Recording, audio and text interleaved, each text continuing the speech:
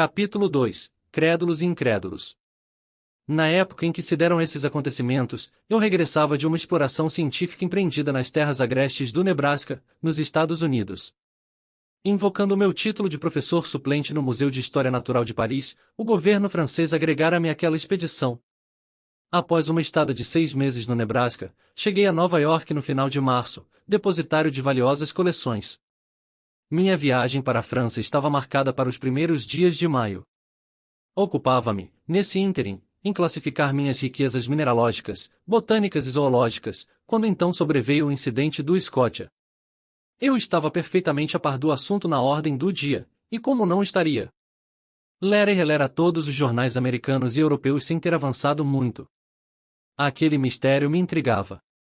Na impossibilidade de formar uma opinião, oscilava de um extremo a outro.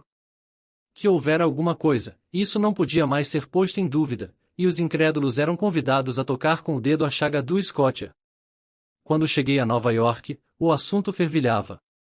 A hipótese do rochedo flutuante, do Recife móvel, defendida por certos indivíduos incompetentes, fora completamente abandonada. E, com efeito, a menos que aquele Recife carregasse um motor no ventre, como era possível deslocar-se a velocidade tão prodigiosa? Da mesma forma, foi rechaçada a existência de um casco flutuante, de um monumental destroço, e isso igualmente em função da velocidade do deslocamento. Restavam então duas soluções possíveis para o problema, as quais congregavam dois clãs bem distintos de adeptos, de um lado, os que se inclinavam por um monstro de força colossal, do outro, os que pendiam para uma embarcação submarina de extrema potência motora. Ora, esta última hipótese, afinal aceitável, não foi capaz de resistir às buscas efetuadas nos dois mundos. Era pouco provável que um cidadão comum tivesse à disposição tão avançado equipamento. Onde e quando teria construído e como teria mantido a construção em segredo? Somente o governo de um país achava-se em condições de deter máquina destrutiva de tal porte, e, nesses tempos desastrosos, em que o homem empenha-se em multiplicar a potência das armas de guerra, era bem possível que algum Estado testasse, à revelia dos outros, uma máquina daquele tipo.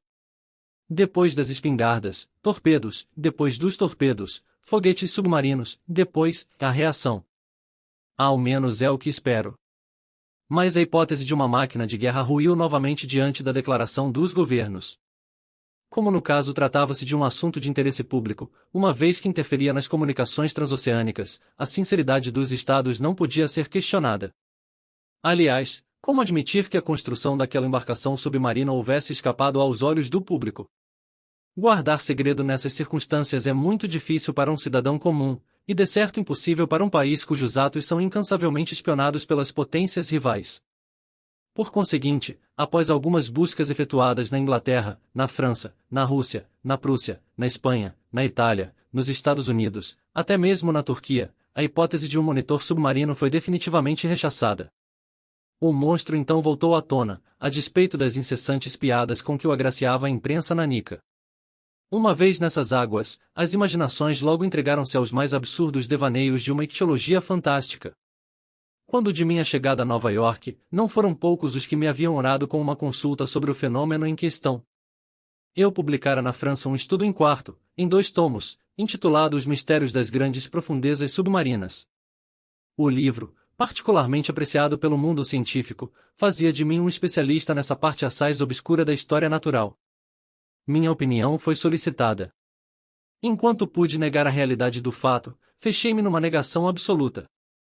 Mas logo, imprensado contra a parede, vi-me obrigado a me manifestar sem rodeios.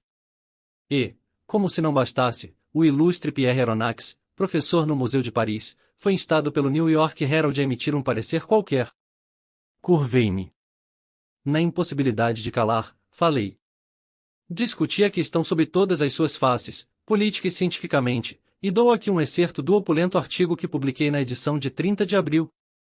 Estas últimas palavras eram uma covardia de minha parte, mas, até certo ponto, eu pretendia resguardar minha dignidade de professor e não ser motivo de risada para os americanos, que riem muito, quando riem. Eu me reservava uma saída.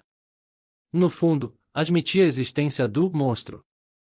Meu artigo foi objeto de acalorados debates, o que lhe valeu ampla divulgação. Angariou certo número de partidários. A solução que ele propunha, por sinal, dava asas à imaginação. O espírito humano deleita-se com as concepções grandiosas de criaturas sobrenaturais. Ora, o mar é precisamente seu melhor veículo, o único ambiente onde esses gigantes, perto dos quais os animais terrestres, elefantes ou rinocerontes, não passam de anões, podem se reproduzir e desenvolver.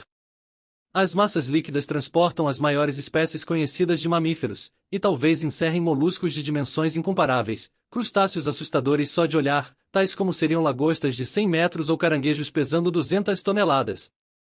Por que não? Outrora, os animais terrestres, contemporâneos das eras geológicas, os quadrúpedes, os quadrúmanos, os répteis e as aves, eram forjados segundo gabaritos gigantescos. O Criador lançara-os num molde colossal, que o tempo reduziu gradualmente. Porque o mar, em suas profundezas ignoradas, não teria conservado essas vastas amostras da vida de outra era, ele que jamais se modifica, ao passo que o núcleo terrestre transforma-se quase que incessantemente? Por que não esconderia ele em seu bojo as últimas variedades dessas espécies titânicas, para as quais anos são séculos e séculos, milênios? Mas deixo-me arrebatar por devaneios que não me cabe entreter. Basta dessas quimeras que o tempo transformou em realidades terríveis para mim. Repito, chegará-se a um consenso quanto à natureza do fenômeno, e o público admitiu sem contestação a existência de uma prodigiosa criatura que nada tinha em comum com as fabulosas serpentes marinhas. Porém, se alguns não viram no fenômeno senão um problema puramente científico a ser solucionado, outros, mais pragmáticos, sobretudo nos Estados Unidos e na Inglaterra, foram de opinião a expurgar o temível monstro do oceano, a fim de restabelecer as comunicações transoceânicas. E foi insistindo nesse ponto de vista que as publicações industriais e comerciais abordaram a questão. A Ship Mercantile Gazette, o Lloyd, o Paquebot, a Revue Maritime et Coloniale, todas as folhas patrocinadas pelas companhias de seguros, que ameaçavam elevar a taxa de seus prêmios, foram unânimes nesse sentido. Após a opinião pública se haver pronunciado, os Estados Unidos foram os primeiros a manifestar-se.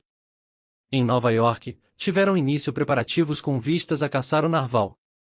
Uma fragata de longo curso, a Abraham Lincoln, foi habilitada a fazer-se ao mar no prazo mais curto possível.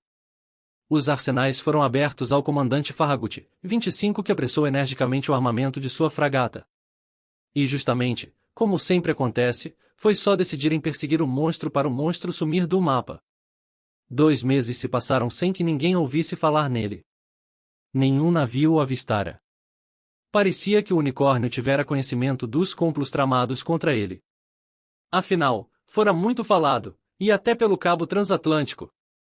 Os satiristas, por exemplo, afirmavam que o espertalhão interceptara a transmissão de algum cabograma, do que agora tirava proveito. Ninguém mais, portanto, sabia para onde despachar a fragata, armada para uma campanha distante e equipada com formidáveis dispositivos de pesca. E a impaciência ia não crescendo, quando, em 2 de julho, soube-se que um vapor que fazia a linha São Francisco-Xangai voltará a avistar o animal, 3 semanas antes, nos mares setentrionais do Pacífico. Foi intensa a comoção causada por essa notícia. O capitão Farragut não teve nem 24 horas para tomar fôlego. Seus víveres estavam embarcados. Seus paióis regurgitavam carvão. Não faltava um homem em seu rol de marujos. Não lhe restava senão acender os fornos, esquentar, arrancar. Não lhe teriam perdoado meio-dia de atraso. Aliás, o capitão Farragut não pedia outra coisa senão levantar ferros. 3 horas antes que Abraham Lincoln zarpasse do pier do Brooklyn, recebi uma carta registrada nos seguintes termos: Sr. Aronnax. Professor no Museu de Paris. Fifth Avenue Hotel. Nova York. Cavalheiro. Caso deseje juntar-se à expedição da Abraham Lincoln, será com prazer que o governo da União verá a França representada por sua pessoa nessa missão. O comandante Farragut tem uma cabine ao seu dispor. Muito cordialmente seu J. B. Hobson, secretário da Marinha.